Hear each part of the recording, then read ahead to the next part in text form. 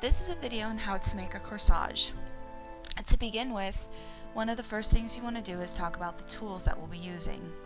So you'll be using wire, 20 or 22 gauge, wire cutters, scissors, a ribbon of your choice,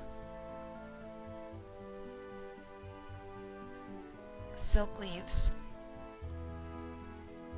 green floral tape, and other decorations that you want to put into the corsage. For the fresh flowers, I'll be using mini carnations, baker's fern or leather leaf, and a filler flower that is a small aster called Monte Cassino.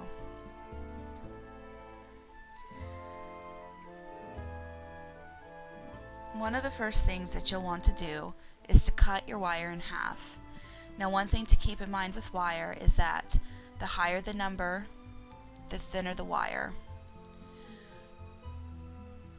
Using flowers, you'll want to chop off the tops of the flowers so that you have a little bit of stem left. When it comes to mini carnations, it's easy because you just break them off at the first joint.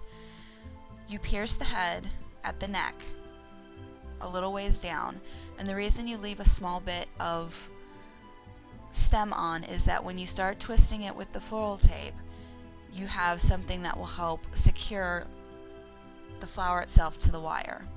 Once you've gotten all your flowers wired, you'll want to start adding the filler flower of your choice and the greenery to each grouping. What this does is prepare for the fullness of the flowers, so that as you start to put the corsage together, it has a nice look to it. As you use floral tape, what you want to do is actually, because it's not sticky when you first start using it, so what you have to do in order for it to stick is, as you notice in my hand motions as I do use the tape, is that you pull as you're twisting it towards yourself. When you pull it, what it does is it ends up creating the stickiness that you feel that helps to secure it. As you also are adding the fresh flowers, you'll want to add any of the decorations that you have, or the silk leaves that you'll also be including. With extra wires, what you want to do as you're pulling the tape down is you want to taper it, so you might have to do some trimming with your wire cutters in order to keep that nice tapered look. Once you have put all the clusters together of each one that you do, it's time to start putting together the actual corsage. You want it to have a very defined point, so it comes down actually almost in a teardrop once you're finished with it.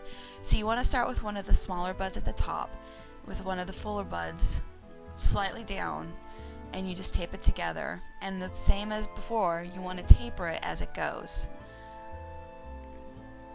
You just continue to do that, and you can add other decorations as well as a bow, as is seen here. When I have put bows on corsages, I tend to put 3 flowers and then a small bow in the center with wire, and it's a slightly, as you can see, it's a slightly smaller bow with just 2 loops on either side. And then you want to put the rest of the flowers onto the corsage, including any decorations that you want. When you get to the end of the corsage, which will be coming up, you want to create a larger bow. And the way bows are created is that you just loop so that you see the decorated side at the top, you tuck it, and then you twist it so you continuously see the decorated side, and you just loop it back and forth. You want to have equal amount of loops on either side, so you just count to make sure that each loop is the same, and then you twist it with the wire. Sometimes you have to manipulate the ribbon a little bit, and this twisting motion that you do in order to create the bow allows you to shift the bow if necessary. And then you just tuck it into the corsage, bend the wire down, and tape it. You're obviously going to have to trim the wire because it's going to be a little bit longer, because you want that nice tapered look down so that it doesn't have a whole bunch of bulky wires. And then once you have done that and you have finished taping, you want to actually just loop so that it's almost like a curled Q at the bottom with the wire, so that it gives a nice finished look. And there you have your corsage.